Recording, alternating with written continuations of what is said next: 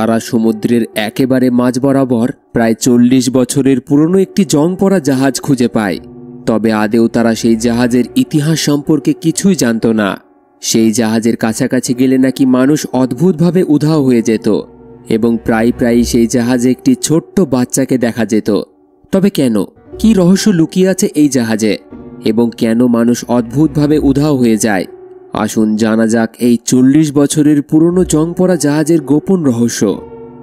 গল্পের শুরু হয় 1962 সাল থেকে, যেখানে আমরা প্রশান্ত মহাসাগরের মাঝখানে একটি বিশাল বড় জাহাজ দেখতে পাই, যার নাম হলো অ্যান্টোনিও গ্রাজা। এই জাহাজে মোট 600 জন যাত্রী নিউ ইয়র্কের দিকে যাত্রা শুরু করেছিল। জাহাজে একটি পার্টি চলছিল, যেখানে একজন সুন্দরী গায়িকা গান গাইছিল এবং সবাই তার গান শুনে বেশ মজাতেই ডান্স করছিল। জাহাজের সকল যাত্রীরা এই সুন্দর মুহূর্তটিকে উপভোগ করছিল, কিন্তু তারা আদেও জানত না যে আর কয়েক মিনিটের মধ্যেই তাদের সাথে এমন কিছু ঘটতে চলেছে যা ভাবতেও গায়ের রক্ত হিম হয়ে যায়। সেই জাহাজে আমরা কেটি নামের একটি ছোট্ট বাচ্চাকেও দেখি। সে সবার থেকে আলাদা অন্য একটি জায়গায় বসে খেলছিল, তাই জাহাজের ক্যাপ্টেন এসে তাকে নিয়ে গিয়ে তার সাথে ডান্স করায়। ঠিক তখনই আমরা এক রহস্যময় ব্যক্তিকে দেখি, যে জাহাজের ইঞ্জিন রুম থেকে একটি লিভার উপরের দিকে তুলে দেয়। সাথে সাথেই একটি ধারালো তার টান টান হয়ে সব মানুষের শরীর ভেদ করে চলে যায়। চারিদিকটা একেবারে নিস্তব্ধ হয়ে যায়। দেখতে দেখতেই সবার শরীর দুটো টুকরো হতে শুরু করে। এই রকম মর্মান্তিক দৃশ্য দেখলেও গায়ের রক্ত হিম হয়ে যায়। চারিদিকে শুধু রক্ত আর রক্ত ছড়িয়েছিল। তবে সৌভাগ্যবশত কেটি নামের বাচ্চাটি বেঁচে যায়, কারণ তার হাইট কম ছিল, যার কারণে তার মাথার ওপর দিয়ে তারটি চলে গেছিল। এইভাবেই কেটে যায় প্রায় 40টা বছর। সমুদ্রের মাঝে কয়েকজন মানুষকে দেখানো হয়, তারা একটি টাগবোটের মাধ্যমে একটি বড় জাহাজকে টেনে নিয়ে যাচ্ছিল। তখনই হঠাৎ সেই পুরনো জাহাজটি ডুবতে শুরু করে। এটি দেখে টিম লিডার মার্ফি তার টিমের একজন মেয়ে মরিনকে বলে ওই জাহাজটিতে কি হয়েছে তাকে দেখতে হবে। তাকে সেই পুরনো জাহাজে পাঠিয়ে দেয়, যাতে মরিন সেই জাহাজটিকে যে তার দিয়ে বেঁধে নিয়ে যাওয়া হচ্ছিল সেটিকে কেটে দেয়। কারণ যদি সেই পুরনো জাহাজটি ডুবে যায়, তবে তার সাথে তাদের টাগবোটটিও ডুবে যাবে, সবাই মারা যাবে। মরিন যখন সেই পুরনো জাহাজে যায়, তখন জানতে পারে যে জাহাজের নিচের অংশে জং পড়ার কারণে ছোট্ট একটি ফাটল সৃষ্টি হয়েছে, যার জন্য জাহাজে জল দ্রুত ভর্তি হচ্ছে এবং আর হয়তো 5 মিনিটের মধ্যেই জাহাজটি ডুবে যাবে। মরিন এই কথা মার্ফিকে জানায়। এটি শুনে মার্ফি মরিনকে বলে, যে তার দিয়ে আমরা জাহাজটিকে টেনে নিয়ে যাচ্ছি, শুধু সেই তারটিকে তুমি কেটে দাও এবং দ্রুত সেখান থেকে বেরিয়ে এসে টাগবোটে ফিরে আসো, কারণ এই জাহাজটিকে আমরা এখানেই ছেড়ে চলে যাব, এটি ডুবতে চলেছে। তখন টিমের আরও 2 জন মরিনের কাছে যায় এবং তারাও মরিনকে বাইরে বেরিয়ে জাহাজটিকে ছেড়ে দিতে বলে। কিন্তু এই জাহাজটিকে খুঁজে বার করতে তাদের 3 মাস সময় লেগেছিল, তাই মরিন এত সহজে এই জাহাজটিকে ছেড়ে যেতে রাজি ছিল না। জাহাজটিকে ঠিক করার জন্য সে নিচে জলে ঝাঁপ দেয়, যা দেখে উপরে বসে থাকা দুজনেই মরিনকে সাহায্য করার জন্য জলে ঝাঁপ দেয়। এই 3 জন কোনো মতে জাহাজটিকে ডুবে যাওয়ার আগেই তার ফাটলে ওয়েল্ডিং করে জাহাজটিকে ডোবার হাত থেকে বাঁচিয়ে নেয় এবং কোনো মতে সেটিকে কিনারায় নিয়ে আসে। এরপর জাহাজটিকে বাজারে বিক্রি করে প্রচুর টাকা লাভ করে তারা। টিম লিডার মার্ফি এই টাকা সবার মধ্যে সমান ভাগে ভাগ করে দেয়। তারা বাড়ি গিয়ে সবাই এক একটা ড্রিঙ্ক নিয়ে বেশ মজায় খেতে থাকে। এই সময় জ্যাক নামের একজন লোক তাদের উপর অনেকক্ষণ ধরেই নজর রাখছিল, তাদের সব কথাই শুনছিল। তারা যে সমুদ্রের নিচের গুপ্তধন এবং ঐতিহাসিক পুরনো জিনিসগুলিকে খুঁজে বার করে এবং সেগুলিকে মার্কেটে বিক্রি করে প্রচুর টাকা ইনকাম করে, সেটা সে বুঝতে পারে। তাই কিছুক্ষণ তাদের কথা শোনার পর জ্যাক নামের সেই লোকটি মার্ফির কাছে আসে এবং একটি জাহাজের কথা বলে, যার মধ্যে নাকি অনেক গুপ্তধন লুকিয়ে আছে। জ্যাক তার পরিচয় জানায় সে আর্কটিক ওয়েদার ফ্লাইটের একজন পাইলট এবং কয়েকদিন আগেই তাদের ক্যামেরায় একটি জাহাজ ধরা পড়েছে। সে রিসার্চ করে জানতে পেরেছে এই জাহাজে নাকি অনেক সোনা আছে। জ্যাক আসলে সেই জাহাজের কথাই বলছিল, যে জাহাজে আজ থেকে 40 বছর আগে এক রহস্যময় লোক জাহাজের সকল মানুষের হত্যা করে দিয়েছিল। মার্ফিও 40 বছর আগে হারিয়ে যাওয়া এই অ্যান্টোনিও গ্রাজা নামের জাহাজটির কথা শুনেছিল। তবে এখনো পর্যন্ত এই জাহাজটি অনেকেই খুঁজেছে, কিন্তু আজ পর্যন্ত কেউই সেই জাহাজটি খুঁজে পায়নি। সেটা নাকি অদ্ভুতভাবে অদৃশ্য হয়ে যায়। জ্যাক মার্ফিকে বলে যে সে জানে জাহাজটি সমুদ্রের কোন জায়গায় আছে, আর যদি তারা এই জাহাজটি নিয়ে বাজারে বিক্রি করে, তবে তারা রাতারাতি ধনী হয়ে যাবে, আর সৌভাগ্যবশত সেখানে আমরা সোনাও পেয়ে যেতে পারি। অনেক টাকার কথা শুনে কার না লোভ হয়, তাই টিমের সবাই এই মিশনের জন্য তৈরি হয়ে যায়। এবং পরের দিনই তারা তাদের টাগবোট নিয়ে অ্যান্টোনিও গ্রাজা নামের সেই জাহাজটির সন্ধানে বেরিয়ে পড়ে। আর এই কাজে জ্যাক তাদেরকে সাহায্য করে। বেশ কয়েকদিনের সফরের পর তারা সমুদ্রের একটি খুবই নির্জন জায়গায় পৌঁছায়, যেখানে একজন টিম মেম্বার তাদের বোটের রাডারে আশেপাশে কোনো একটি জাহাজ থাকার সংকেত পায়। তারা বুঝতে পারে যে 40 বছর আগে হারিয়ে যাওয়া জাহাজটি এখানেই কোথাও আছে। তবে এই গভীর সমুদ্রের চারিদিকে শুধু অন্ধকার, একটুও ভালো আলো নেই। হঠাৎই কিছুটা এগিয়ে যেতেই তাদের সামনে একটি বিশাল জাহাজ চলে আসে। আর এটাই ছিল সেই জাহাজ অ্যান্টোনিও গ্রাজা, যা আমরা গল্পের শুরুতে দেখেছিলাম এবং যা গত 40 বছর ধরে সমুদ্রে কোথাও হারিয়ে গেছিল। এই জাহাজটি দেখে সবাই খুশি হয়ে যায়, কারণ তাদের স্বপ্ন পূরণ হতে চলেছিল। এই জাহাজটি বিক্রি করে তারা মালামাল হয়ে যাবে, আর যদি তারা সোনাগুলি পেয়ে যায় তাহলে তো আর কোনো কথাই নেই। এবার লিডার মার্ফি দুজনকে টাগবোটে থাকতে বলে এবং নিজে কয়েকজন সঙ্গীদের সাথে সেই পুরনো জাহাজটি পরীক্ষা করার জন্য ভিতরে চলে যায়। জাহাজটি ভিতর থেকে পুরোপুরি নষ্ট হয়ে গেছিল এবং অদ্ভুত গা ছমছমে অনুভব হচ্ছিল প্রত্যেকের। পুরো জাহাজে খুবই অদ্ভুত আওয়াজও শোনা যাচ্ছিল, যা সত্যিই ভয়ের ছিল। তবে জাহাজের গুপ্তধন এবং জাহাজটি বিক্রি করে যে টাকা তারা পাবে, সেই কথাটি তাদের প্রত্যেকের মাথায় ঘুরছিল। মার্ফি তার সঙ্গীদের এগিয়ে যেতে বলে। তারা একটি আওয়াজকে অনুসরণ করতে করতে একটি বড় ঘড়ির কাছে পৌঁছায়। অবাক করার বিষয়, তারা দেখে যে সেই ঘড়িটির কাঁটা এখনও নড়ছে, কিন্তু হঠাৎই কিছুক্ষণ পর ঘড়িটির কাঁটা থেমে যায়। এটি দেখে তাদের কিছু অদ্ভুত লাগে, তবে তারা খুব একটা গুরুত্ব না দিয়ে জাহাজটিকে আরও পরীক্ষা করার জন্য এগিয়ে যায়। ভিতরে জাহাজটি পুরোপুরি ভেঙে চুরে গিয়েছিল, সবকিছু ভাঙা ছিল এবং জাহাজের লোহায় জং পর্যন্ত পড়ে গিয়েছিল। হঠাৎই যাওয়ার সময় নিচের ফ্লোর ভেঙে তাদের একজন সাথী নিচে পড়ে যেতে যাচ্ছিল, কিন্তু ঠিক তখনই মরিন তাকে ধরে ফেলে। আর যখন মরিন তাকে উপরে টানছিল, ঠিক তখনই সে নিচে সিঁড়িতে একটি মেয়েকে দাঁড়িয়ে থাকতে দেখে। এই মেয়েটি ছিল সেই বাচ্চা মেয়েটি যে 40 বছর আগে অর্থাৎ 1962 সালে জাহাজে একা বেঁচে গিয়েছিল। সৌভাগ্যবশত সেদিন তার মাথার উপর দিয়ে তারটি চলে গেছিল, কিন্তু অবাক করার বিষয়, 40 বছর পরেও তার বয়স ততটাই ছিল। তবে কি এই মেয়েটি জীবন্ত, নাকি এই মেয়েটির আত্মা ছিল ওটি? মরিন যখন মেয়েটিকে আবার দেখে, তখন মেয়েটি হঠাৎ কোথাও গায়েব হয়ে যায়। এর মানে এই মেয়েটির আত্মাই এই জাহাজে ঘোরাফেরা করছে। তবে মরিনের মনে হয় এটা হয়তো তার চোখের ভুল। তারা কোনো মতে তাকে উপরে টেনে তোলে। মরিনের এবার ভয় হতে শুরু করে, কিন্তু এই জাহাজটিকে এখনও পরীক্ষা করা বাকি ছিল। জাহাজটি আকারে বিশাল বড় ছিল, তাই তারা জাহাজটিকে আরো ভালোভাবে দেখতে শুরু করে। চলতে চলতে তারা জাহাজের মেইন কেবিনে পৌঁছায়। অদ্ভুত ব্যাপার ছিল, সেখানে তারা একটি ডিজিটাল ঘড়ি খুঁজে পায়। এটি দেখে তারা আসলেই অবাক হয়, কারণ 40 বছর আগে এইরকম ডিজিটাল ঘড়ি তো হতোই না। তবে তারা এটা পরিষ্কার বুঝতে পারে, তাদের আসার আগে এই জাহাজে অবশ্যই কেউ এসেছিল। কোনো রকমে জাহাজটিকে দেখা হলে সবাই তাদের টাগবোটে ফিরে আসে এবং মার্ফি সিদ্ধান্ত নেয় যে পরের দিন তারা এই জাহাজটিকে টাগবোট দিয়ে বেঁধে নিয়ে যাবে। তবে পরের দিন একটি সমস্যা হয়ে দাঁড়ায়। পরদিন সকালে তারা জাহাজের নিচের ভাগ ভালোভাবে পর্যবেক্ষণ করে জানতে পারে জাহাজে কয়েকটি বেশ বড় ফাটল আছে, আর সেগুলি জং পড়ার কারণে হয়েছে, যার কারণে জাহাজটি ধীরে ধীরে জলে ডুবে যাচ্ছে। মার্ফি বলে যে এই অবস্থায় জাহাজটিকে টাগবোট দিয়ে বেঁধে নিয়ে যাওয়া সম্ভব নয়, কারণ জাহাজে প্রচুর জল ভর্তি হয়ে গেছে। জলের কারণে জাহাজের ওজন অনেকটাই বেড়ে গেছে, তাই এই পুরনো জাহাজটিকে টাগবোট দিয়ে বেঁধে নিয়ে যাওয়া বোকামি হবে। আর তাছাড়া আগের দিন তারা এই জাহাজে কোনো রকম কোনো গুপ্তধন পায়নি, হয়তো তাদের কাছে ভুল খবর আছে। তবে টিমের বাকি সদস্যরা সহমত ছিল না, বিশেষ করে জ্যাকের। সে জোর গলায় বলতে থাকে, আমি জানি এই জাহাজে গুপ্তধন আছে। জ্যাকের এই কথা শুনে তারা আরও একবার জাহাজটিকে ভালোভাবে সার্চ করতে চাইছিল। এই কারণে তারা সিদ্ধান্ত নেয় যে প্রথমে তারা জাহাজের ফাটলটি ওয়েল্ডিং করে বন্ধ করবে এবং তারপর জাহাজের ভিতরে থাকা সমস্ত জল বের করে এটিকে টাগবোট দিয়ে টেনে নিয়ে যাবে। পরিকল্পনাটি তাদের বেশ ঠিকই মনে হয়, যার ফলে জাহাজটিকে নিয়ে যাওয়ার জন্য সবাই যার যার কাজে লেগে যায়। কিছুজন জাহাজের ফাটলটিকে ঠিক করার কাজ শুরু করে দেয় এবং কিছুজন জাহাজের ভিতরে থাকা গুপ্তধন খুঁজতে থাকে।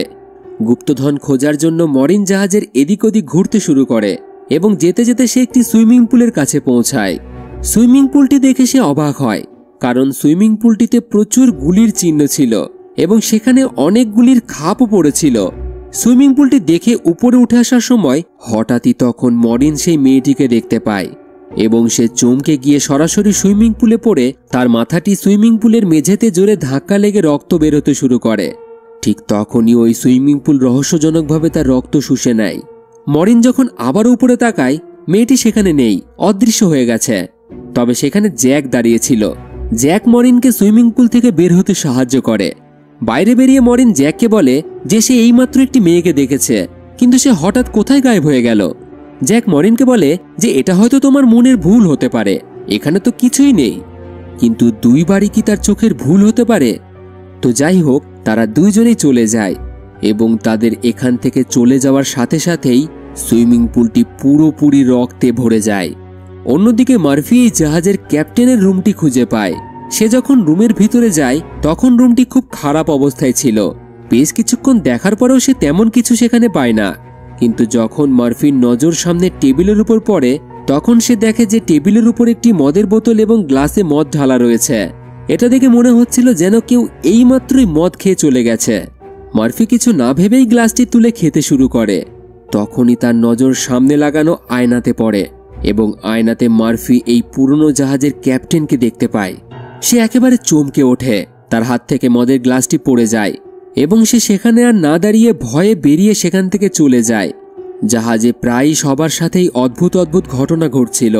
একজন টিম মেম্বার যার নাম মার্ক, সে জাহাজে কোনো লেডি সিঙ্গারের গানের আওয়াজ শুনতে পায়।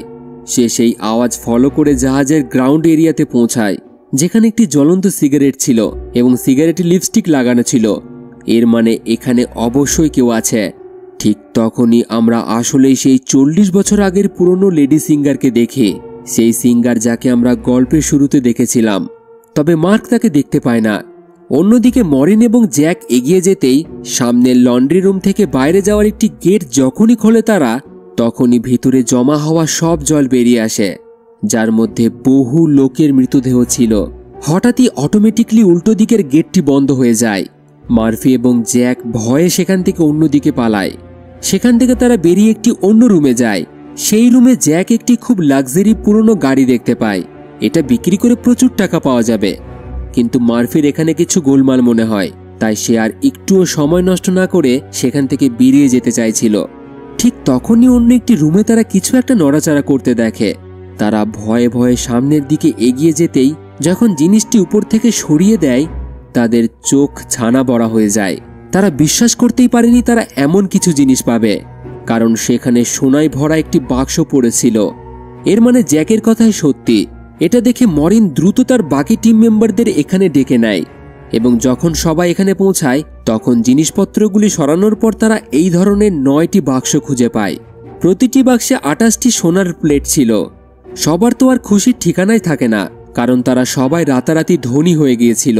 এত বড় গুপ্তধন খুঁজে পাওয়ার পর তারা সিদ্ধান্ত নেয় যে তারা এই জাহাজটিকে এখানেই ছেড়ে দেবে এবং শুধু সোনা এখান থেকে নিয়ে যাবে, কারণ তারা যত পরিমাণে সোনা পেয়েছিল এই সোনা বিক্রি করলে তারা আজীবন বসে বসে খাবে। এরপর তারা সমস্ত সোনার বাক্সগুলি ওই জাহাজ থেকে তাদের টাগবোর্ডে রেখে দেয়। এখন যেহেতু তারা গুপ্তধন পেয়েই গেছে, তাই এখানে তাদের কোনো কাজ নেই। এখান থেকে বেরোনোর প্রস্তুতি নিতে থাকে তারা। টাগবোটটিকে চালানোর ক্যাপ্টেন বোটটি শুরু করার জন্য ইঞ্জিন রুমটি পরীক্ষা করে দেখতে শুরু করে। তবে সেই সময় আমরা দেখতে পাই যে বোটে রাখা সিলিন্ডার ভালভ আপনা আপনি চালু হয়ে যাচ্ছে, যার ফলে কিছুক্ষণের মধ্যেই বাতাসে গ্যাস ছড়িয়ে পড়ে। অন্যদিকে মরিন আরও একবার সেই মেয়েটিকে দেখতে পায় যে তার দিকেই দ্রুত গতিতে ছুটে আসছিল, যেন সে মরিনকে কিছু বলতে চাইছিল। কিন্তু তখনই কেউ তাকে ধরে নিচে ধাক্কা মেরে ফেলে দেয়, আর এদিকে মার্ক ইঞ্জিন চালু করে দেয়। তখনই সিলিন্ডার থেকে বেরোনো গ্যাসের কারণে পুরো বোটে একটি খুব বড় বিস্ফোরণ হয়, যার ফলে টাগবোটের ক্যাপ্টেন দুর্ভাগ্যবশত আগুনে পুড়ে মারা যায়। পুরো টাগবোটটি জলে ডুবে যায়। কোনো রকমে মার্ফি মার্ককে বাঁচিয়ে নেয়। এখন এরা সমুদ্রের মাঝ বরাবর একটি পুরনো জাহাজে আটকে পড়ে। বাইরের কারোর সাথে তারা যোগাযোগ করতে পারবে না, কারণ সম্পূর্ণ রেডিও সিস্টেমটি টাগবোটের সাথে জলের তলায় তলিয়ে গেছে। তাহলে কিভাবে তারা এখান থেকে বেঁচে ফিরবে, এই বিষয় নিয়ে তারা খুবই দুশ্চিন্তায় ছিল। মার্ক তার হবু স্ত্রীর ছবি দেখে দুঃখিত হয়ে পড়ে, কারণ মাত্র 2 সপ্তাহ পরেই তাদের বিয়ে হওয়ার কথা ছিল এবং এখন তার মনে হয় যে তারা আর কখনোই এই জাহাজ থেকে বেঁচে ফিরতে পারবে না। নানান রকম চিন্তায় সে ভেঙে পড়ে এবং সেখানে থাকা বহু বছরের পুরনো একটি মদ খেতে শুরু করে। অন্যদিকে মরিন একটি বিষয় নিয়ে চিন্তিত ছিল, কেন বারবার সে সেই মেয়েটিকে দেখছে। আসলে কি রহস্য লুকিয়ে আছে এই জাহাজে? এই সব প্রশ্ন তাকে আর স্থির রাখতে পারে না। এই কারণে মরিন সেই মেয়েটির সম্পর্কে জানার চেষ্টা শুরু করে দেয়। সে জাহাজের অনেক পুরনো নথিপত্রের মধ্যে যাত্রীদের সব নাম চেক করতে শুরু করে, যার থেকে সে জানতে পারে যে মেয়েটিকে সে দেখছে তার নাম কেটি। এরপর মরিন তার রুম খুঁজতে খুঁজতে করিডর দিয়ে যাওয়ার সময় হঠাৎই প্রত্যেকটা গেট অটোমেটিকলি খুলে যেতে থাকে এবং একটি ঘর থেকে কিছু একটা আওয়াজ হয়, যেন কেউ তাকে পথ দেখিয়ে নিয়ে যাচ্ছে। তখনই সেখানে একটি রুমের গেট খুলে যায় এবং এটাই ছিল ওই ছোট্ট বাচ্চা মেয়েটির ঘর। চারিদিকে ছোট ছোট পুতুল এবং অনেক বাচ্চার জামা কাপড় পরে আছে। দেখতে দেখতে যখন সে আলমারিটিকে খোলে, ঠিক তখনই ভয়ে চমকে ওঠে। তার মধ্যে একটি বাচ্চা মেয়ের মৃতদেহ ঝুলন্ত অবস্থায় রয়েছে। সে যে এই রকম কিছু দেখবে কখনোই কল্পনা করতে পারেনি। কোনো মতে মরিন নিজেকে সামলায় এবং সেই কঙ্কালের গলায় ঝোলানো লকেটটিকে খুলে দেখে তার মধ্যে সেই ছোট্ট মেয়েটির বাবা মায়ের ছবি ছিল। তখনই কেটির আত্মা পিছন দিক থেকে তাকে ডাকে। সে চমকে ওঠে। কেটি বলে সে যেন লকেটটিকে বন্ধ না করে। অনেক বছর পর সে তার বাবা মাকে দেখছে। এইসব দেখে মরিনের তখনও বিশ্বাস হচ্ছিল না যে সে একটি মৃত মেয়ের সাথে কথা বলছে। আর যখন সে লকেটটি কেটির হাতে তুলে দিতে যায়, তখন লকেটটি কেটির হাতের আর পার হয়ে যায়। এইবার মরিনের বিশ্বাস হয়ে যায় যে এই মেয়েটি কোনো মানুষ নয়, বরং একটি আত্মা। কেটি মরিনকে জানায় যে এই জাহাজে আরও অনেক লোকের আত্মা বন্দী আছে এবং সেই লোকটিকে না মারা পর্যন্ত এই আত্মাগুলো এখান থেকে মুক্ত হতে পারবে না, যে লোকটি এই সকল আত্মাকে এখানে বন্দী করে রেখেছে। মরিন কেটিকে জিজ্ঞাসা করে সেই লোকটি কে যে তোমাদেরকে বন্দী করে রেখেছে। কেটি যেই মরিনকে সেই লোকটি সম্পর্কে বলতে যায়, তখনই হঠাৎ ছাদের উপর কিছু অদ্ভুত জিনিস বের হতে শুরু করে, যা পুরো ঘরে ছড়িয়ে যেতে থাকে। এটি দেখে কেটি ভয় পেয়ে যায় এবং সে মরিনকে বলে যে যত তাড়াতাড়ি সম্ভব তোমরা এই জাহাজ ছেড়ে পালিয়ে যাও, না হলে তোমরা সকলেই মারা যাবে। এরপর কেটি গায়েব হয়ে যায়। অন্যদিকে মার্ক পুরো বোতলের মদ খাওয়ার পর তার মাথা ঘুরতে শুরু করে। হঠাৎই তার আশেপাশে পড়ে থাকা সমস্ত টেবিল এবং চেয়ার নড়তে শুরু করে। দেখতে দেখতে আশপাশের সবকিছু ঠিক হয়ে নতুন হয়ে যায় এবং 40 বছর আগে এই জাহাজে যে লোকেরা মারা গিয়েছিল তারা আবার মার্কের সামনে জীবন্ত অবস্থায় দাঁড়িয়ে থাকতে দেখা যায়, যারা মার্ককে উদ্দেশ্য করে হাততালি দিতে শুরু করে। প্রথম দিকে মার্কের কাছেও ব্যাপারটা অদ্ভুত লাগে, কিন্তু তারপর সে ভাবে এই সবকিছু হয়তো মদের জন্য হতে পারে, হয়তো সে ভুল দেখছে।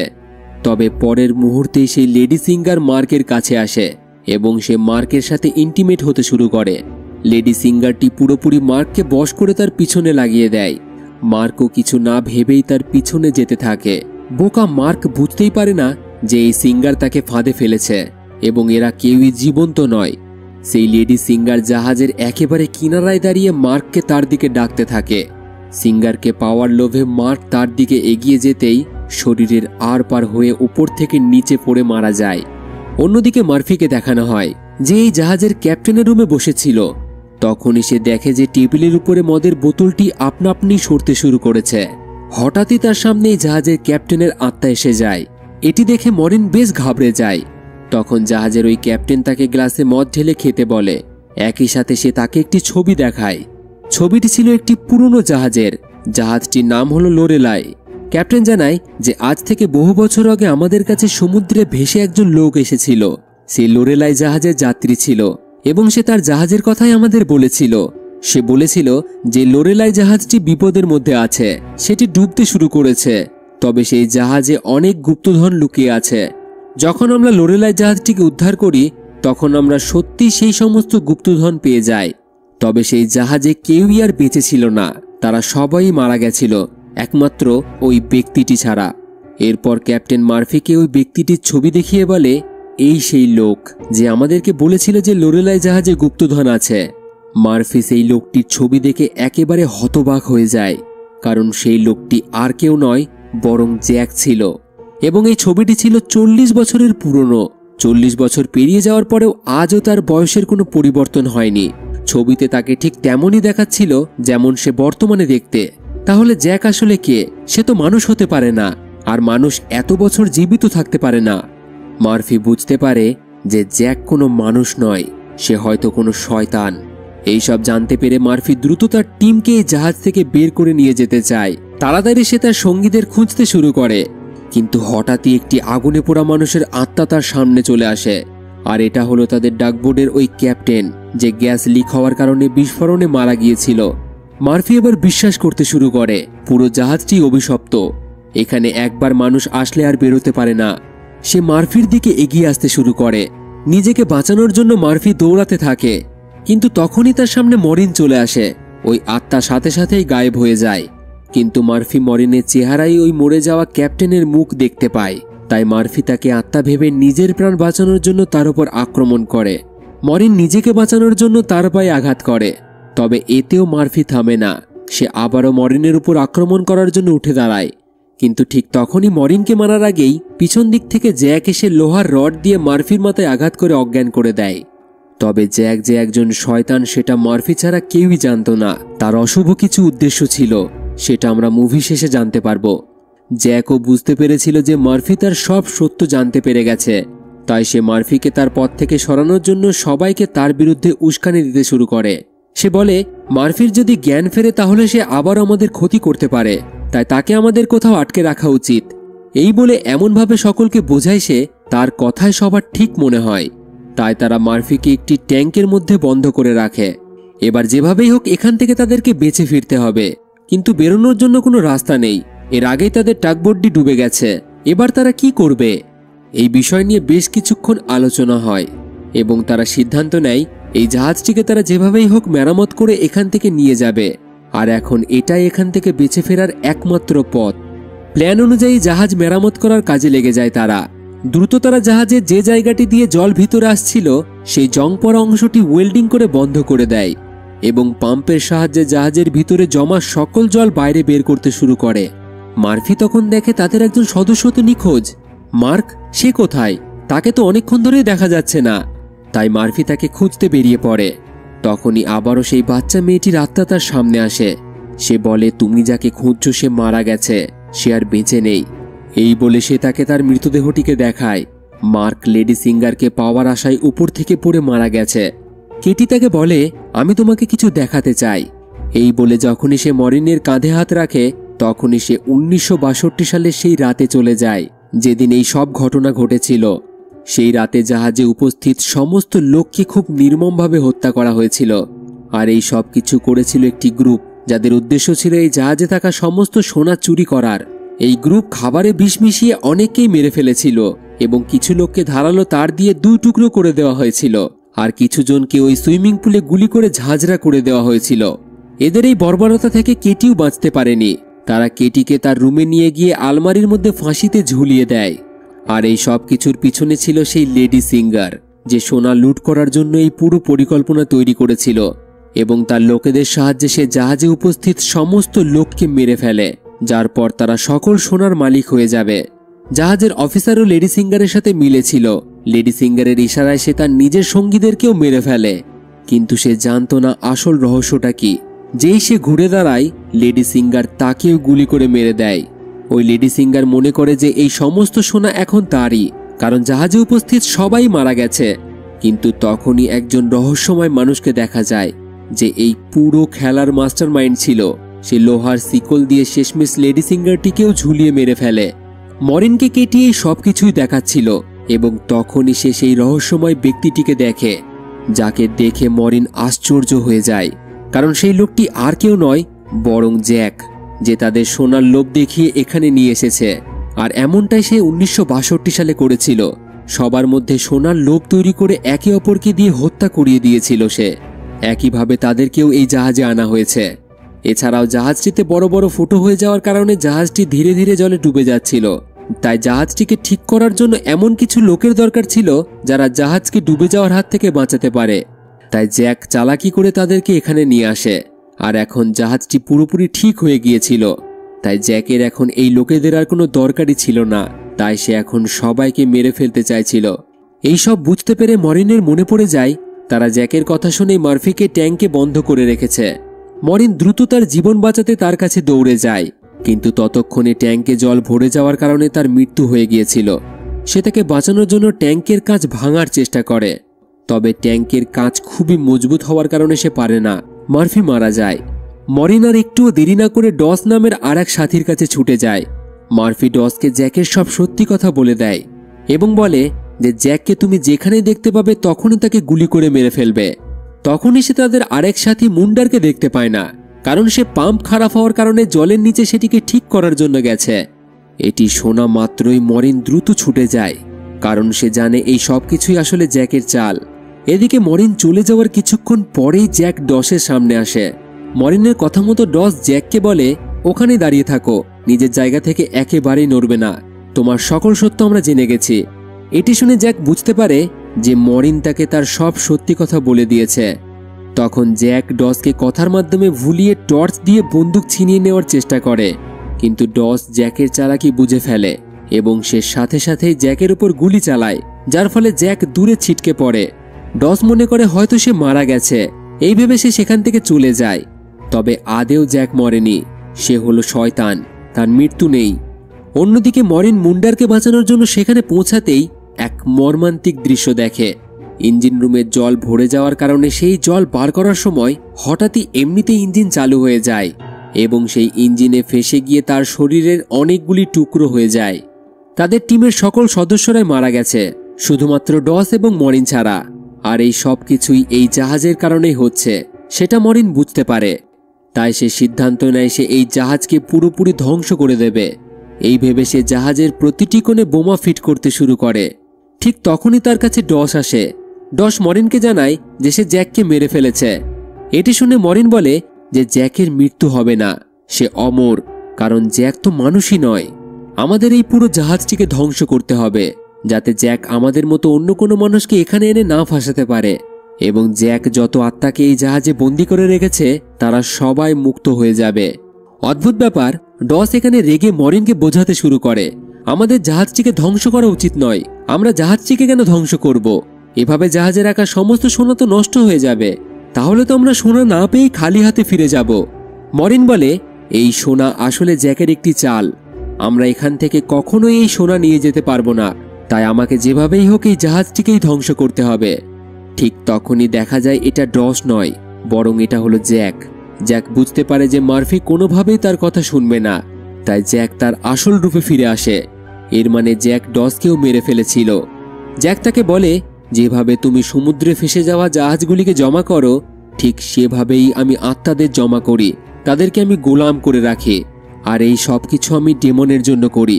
প্রথমে আমি মানুষই ছিলাম, তবে অনেক পাপ করার কারণে আমার মৃত্যুর পর ডেমনরা আমাকে এই কাজ দিয়েছে। আমার কাজ হলো মানুষকে দিয়ে পাপ কাজ করিয়ে তাদেরকে মেরে ফেলা এবং তাদের আত্মাকে সংগ্রহ করে ডেমনের কাছে পৌঁছে দেওয়া।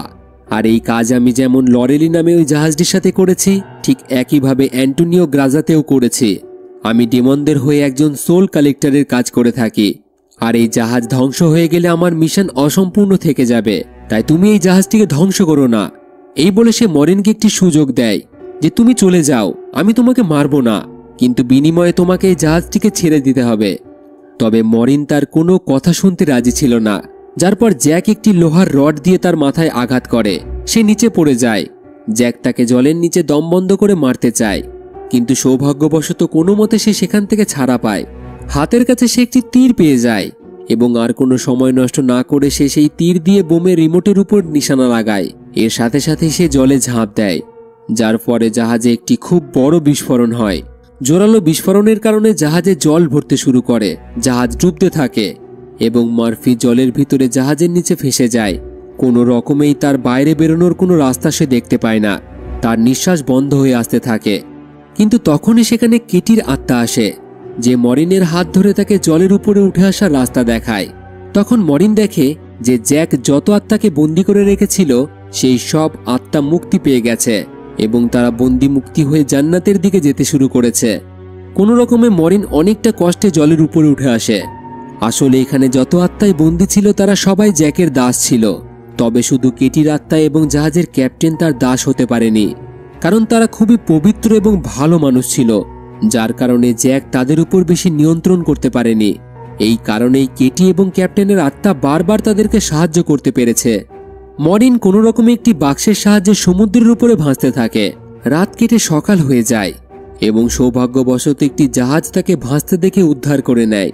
যখন তাকে বন্দরে আনা হয় তখন সে তার অ্যাম্বুলেন্স থেকে এক ভয়ঙ্কর দৃশ্য দেখে, যে জ্যাক এখনো জীবিত এবং সে জাহাজের যত সোনা ছিল সেই সোনা অন্য একটি জাহাজে নিয়ে যাচ্ছে, যাতে সে আবারও সেই সোনার লোভ দেখিয়ে মানুষকে মারতে পারে এবং তাদের আত্মাকে বন্দি করতে পারে। এর সাথেই মুভিটি এখানেই শেষ হয়ে যায়। তো বন্ধুরা, মুভিটি আপনাদের কেমন লাগলো অবশ্যই কমেন্টে আপনাদের মতামত জানাবেন। ভিডিওটি কোনো রকম বুঝতে অসুবিধা হলে কমেন্টে প্রশ্ন করতে পারেন। আর ভিডিওটিতে একটি লাইক এবং বন্ধুদের সাথে শেয়ার করতে ভুলবেন না। আর এই রকম মুভি এক্সপ্লেন দেখার জন্য আমাদের চ্যানেলের সাথে জুড়ে থাকুন এবং দেখতে থাকুন ফিল্মি গপ্প, the channel of movie lovers.